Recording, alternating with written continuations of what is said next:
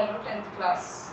हमारा जो third chapter है pair of linear equations in two variable. अभी तक आपने 9th क्लास में सिंगल लाइन से ग्राफ बनाया है, अभी हम टू वेरिएबल से ग्राफ बनाएंगे। उसके लिए देखिए, सबसे पहले मैं बता दूं आपको कि लीनियर इक्वेशंस क्या होती हैं। लीनियर इक्वेशन क्या है? एक सिमिलरिटी रिलेशनशिप होती है कांस्टेंट और वेरिएबल्स की, यानी नॉन वैल्यूज और अननोन वैल्यूज। जैसे मैं ax plus B Y is equal to 0 ये रख देती हूँ। इसमें देखिए, यहाँ a जो है वो कांस्टेंट वैल्यू है, x वेरिएबल, b कांस्टेंट है और y वेरिएबल। यहाँ पर टू वेरिएबल्स हैं। अगर डायरेक्ट मेरे पास ax plus B is equal to 0 होता तो ये वन वेरिएबल होता, सिर्फ x था यहाँ पर हमारे पास, बट यहाँ पर x और y है तो ये टू वेरिएबल्स हैं। इस एक्सरसाइज में जो क्वेश्चन करेंगे आप, ये टू वेरिएबल से ही करेंगे। इसको कैसे करना है देखिए, दो इक्वेशन हमें दी होंगी, a1x b1y plus c1 is equal to 0, a2x b2y plus c2 is equal to 0। हमारी जो फर्स्ट एक्सरसाइज है उसमें हमें इसको ग्राफ से करना है। बाकी की जो एक्सरसाइज है उसमें हमें सब्स्टिट्यूशन मेथड से और क्रॉस मल्टीप्लिकेशन मेथड से, एलिमिनेशन मेथड से, ये थ्री मेथड से हमने इसको सोल्व करना है। सबसे पहले ग्राफिकली मेथड से देखिए, थ्री सिचुएशंस हो सकती हैं। ग्राफ लाइन हमारी जो 9th में आपने एक ही ग्राफ लाइन की थी, अब दो ग्राफ लाइन होंगी, वो इंटरसेक्ट कर सकती हैं, एक दूसरे के पैरेलल हो सकती हैं, या एक के ऊपर दूसरी लाइन भी हो सकती है। इस सिचुएशन को हम कहेंगे यूनिक सॉल्यूशन है। इसमें नो सॉल्यूशन है, इसमें मैनी सॉल्यूशन है। ऐसा क्यों है? देखिए, यहाँ पर दो लाइन एक पॉइंट पे इंटरसेक्ट करती है और जहाँ पर भी लाइन इंटरसेक्ट करेगी दिस इज आवर सॉल्यूशन। यहाँ पर हमारी x और y की वैल्यू आएगी। अगर मैं इसको यहाँ से ज्वाइन कर दूँ और इधर से, तो ये हमारी x की वैल्यू आ जाएगी और यहाँ पर हमारी y की। इसमें नो सॉल्यूशन है क्योंकि दोनों लाइन कहीं पर भी इंटरसेक्ट नहीं कर रही है। इसमें हर पॉइंट पे इंटरसेक्ट कर रही है क्योंकि एक ही लाइन के ऊपर दूसरी लाइन है, तो इसको कहेंगे हम मैनी सॉल्यूशन। ये तो आ जाता है ग्राफ से। इसमें लाइंस कंसिस्टेंट है, इसमें भी कंसिस्टेंट है, इसमें इनकंसिस्टेंट है। अगर लाइन इंटरसेक्ट करती है तो कंसिस्टेंट है, यहाँ पर भी इंटरसेक्ट कर रही है, यहाँ पर भी, यहाँ पर नहीं कर रही है तो ये इनकंसिस्टेंट है। दूसरी सिचुएशन क्या है? हमें सिर्फ बिना ग्राफ के बताना है कि हमारा यूनिक सॉल्यूशन है, मैनी सॉल्यूशन है या नो सॉल्यूशन है। उसके लिए मैं सिर्फ कांस्टेंट वैल्यू लूँगी। अगर मेरा a1/a2 not equal to b1/b2 आ जाए तो मैं लिखूँगी कि हमारा यूनिक सॉल्यूशन है। अगर a1/a2 is equal to b1/b2 आ जाए but not equal to c1/c2 तो हम कहेंगे कि नो सॉल्यूशन है। बट अगर तीनों इक्वल आ जाते हैं, a1/a2, b1/b2 और c1/c2, तो इस सिचुएशन में हम कहेंगे कि मैनी सॉल्यूशन है क्योंकि हर पॉइंट पे दोनों लाइन आपस में इंटरसेक्ट करती है। अब देखिए, इनको हम आगे करेंगे। हमारी फर्स्ट एक्सरसाइज ग्राफ पर बेस्ड है, उसके लिए एक प्रॉब्लम आपको दी होगी और आपको इक्वेशन बनानी है, उसको सोल्व करना है। हमारा फर्स्ट क्वेश्चन है, Aftab tales his daughter 7 years ago I was 7 times as old as you were then. Also 3 years from now I shall be 3 times as old as you will be. Aftab ने अपनी बेटी से कहा कि 7 साल पहले मेरी एज तुमसे 7 गुनी थी और 3 साल के बाद मेरी एज तुमसे 3 गुनी हो जाएगी। इसको हमने अलजेब्रिकली और ग्राफिकली इस सिचुएशन को हमने शो करना है। तो देखिए, जब तक हमारे पास प्रेजेंट एज नहीं होगी, हम ना तो 7 साल पहले की उम्र निकाल सकते हैं और ना ही 3 साल के बाद भी। तो सबसे पहले हमारा काम है कि हम उनकी प्रेजेंट एज ले लें। Let present age of Aftab x years, present age of daughter y years। अब फर्स्ट केस है 7 साल पहले की बात हो रही है, तो अब अगर आपका x years का है तो 7 साल पहले वो x-7 का था। इसी तरह से उनकी बेटी अगर y years की है तो ये y-7, और वो अपनी बेटी से 7 टाइम्स था तो इसलिए बेटी का हमने 7 टाइम्स कर दिया। अब इसको ब्रैकेट्स को हम सोल्व कर लेते हैं। 7y को इधर ले लो, 7 को उधर ले जाएंगे तो ये प्लस हो जाएगा -42। This is equation 1। इसी तरह से सेकंड केस में वो बोल रहे हैं 3 years लेटर, 3 साल के बाद, आफ्टर 3 years। इसमें y में भी 3 years ऐड कर देंगे क्योंकि दोनों ही साथ साथ बड़े होंगे 3 years। और 3 years के बाद आफ्ताब अपनी डॉटर से 3 times बड़ा हो जाएगा तो डॉटर का 3 times कर देंगे। x + 3 = 3y + 9, x - 3y = 9 - 3, तो x - 3y = 6। अब ये हमारी दो इक्वेशन है, इसको हमने ग्राफ से सोल्व करना है। तो हम कैसे करेंगे, देखिए हम एक इक्वेशन लेंगे पहले, x - 7y = -42, -7y को उधर लेके जाएंगे तो प्लस हो जाएगा। अब मैंने एक बार y को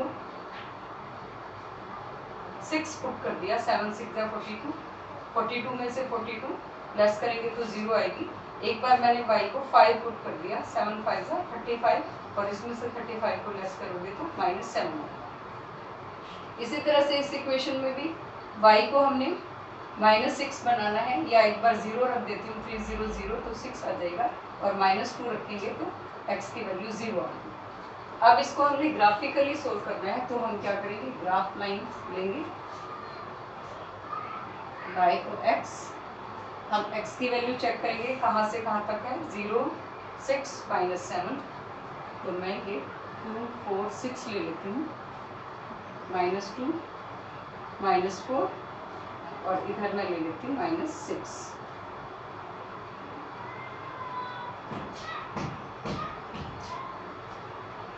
यहाँ पर मैंने -2 वैल्यू की है, तो 0।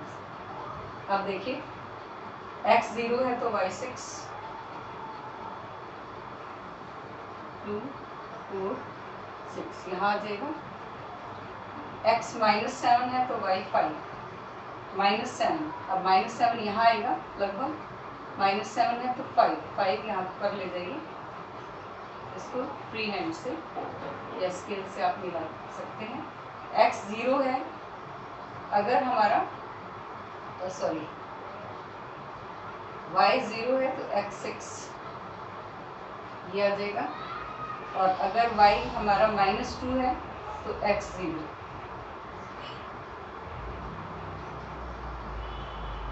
y को -2 रखना है, x को 0, तो -2 इतने गैप में नीचे ले लो, इसको इस तरह से हम मिला देंगे, ये कहीं ना कहीं जाके एक दूसरे से मिल जाएंगे और वो हमारा सॉल्यूशन आ जाएगा। सेकंड क्वेश्चन है हमारा, the coach of a cricket team buys 3 bat and 6 ball for ₹3900।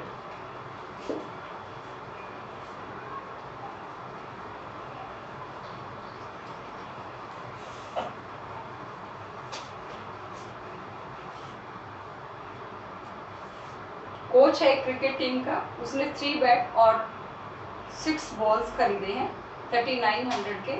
Letter she buys another bat and 3 more balls of the same kind for ₹1300. Represent this situation algebraically and geometrically.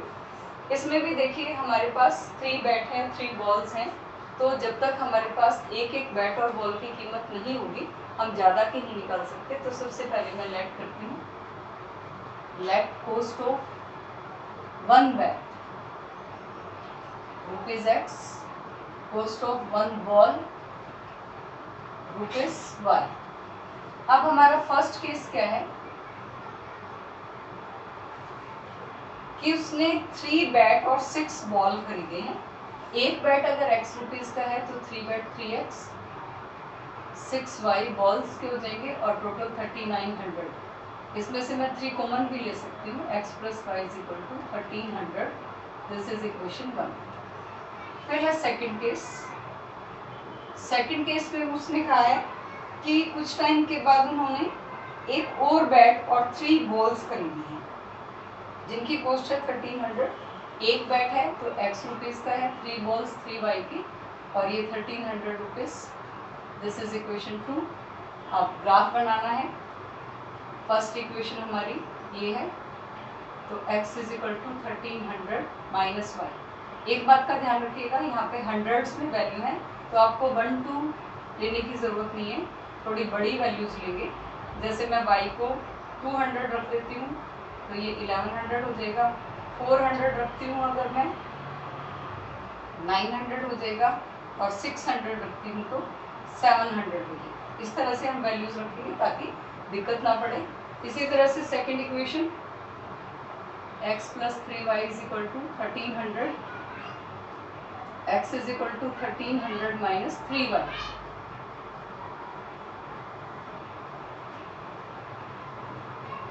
x और y, अब y की value भी मैं ऐसे ही लूँगी, 100 ले लेती हूँ तो ये 1000 आ जाएगा। इसमें मैं 200 ले लेती हूँ, 2 3 = 6, 700 हो जाएगा।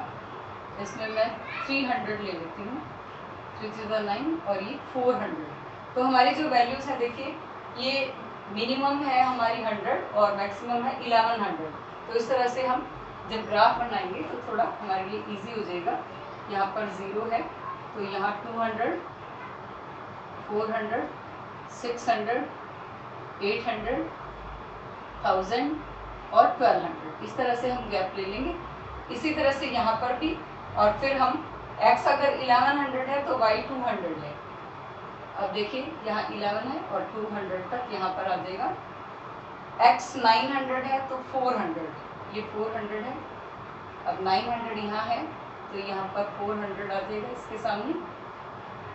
x 700 है तो 600, यहाँ 7 है और 6 हमारा यहाँ है। इस तरह से एक स्ट्रेट लाइन में हम इसको शो कर सकते हैं। ऐसे ही दूसरी लाइन को, ग्राफ लाइन को शो करके हम दिखा सकते हैं। नेक्स्ट क्वेश्चन है, the cost of 2 kg of apples and 1 kg of grapes on the day was found to be ₹160। अब उसने कहा 2 kg एप्पल्स, इसके लिए भी हमें cost of 1 kg Apple x rupees लेनी पड़ेगी, और ग्रेप्स 1 kg हमने y रुपीज़ ले लिया। अब वो कह रहे हैं कि 2 kg एप्पल्स, ये 2x के हो जाएंगे, और ग्रेप्स जो है 1 kg है, ये y के ही रहेंगे, और इन दोनों की कीमत उसने बताई है 160 रुपीज़। सेकेंड इक्वेशन उसने कहा after a month the cost of 4 kg of apples यानी 4x and 2 kg of grapes 2y = 300। इसको भी आपने एल्जेब्रिकली और ग्राफिकली दोनों तरीके से करना है। तो इसको करने के लिए भी देखिए मैं क्या करूँगी, इसमें सेम वही मेथड से एक बार एक इक्वेशन को हम उठा लेते हैं। तो मैं y को यही रख लेती हूँ, ये सिंगल है, 2x को उधर ले जाती हूँ और एक टेबल बना लेते हैं। अब इस पर देखिए हंड्रेड्स में नहीं, टेंस में वैल्यूज़ हैं। 160 है तो मैं इसमें 10 जैसे x और y है, मैं 20 ले लेती हूँ, 20 2 = 40, और 160 में से 40 माइनस करेंगे तो 120 आ जाएगा। एक बार मैं 40 ले लेती हूँ तो 80 बच जाएगा, 60 लेती हूँ तो 40 बच जाएगा। तो हमारे लिए इजी हो जाएगा। हंड्रेड्स में अगर वैल्यू है तो हंड्रेड्स में ले लीजिए, टेंस में है तो टेंस में ले लो, और वंस में है तो वंस में।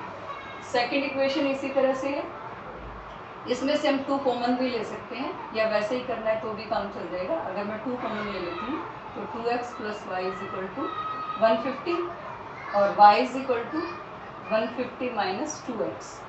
अब इसके लिए भी एक टेबल बनाएंगे। अब यहाँ पर मैंने वैल्यू पुट करनी है x की, तो x की वैल्यू मैं वैसे ही 20 पुट कर लेती हूँ, 20 2 = 40, 110 हो जाएगा। 40 रखती हूँ तो 70 बचेगा, और 60 रखती हूँ तो यहाँ पर 30। अब देखिए x की वैल्यू 20 40 60 लेंगे हम,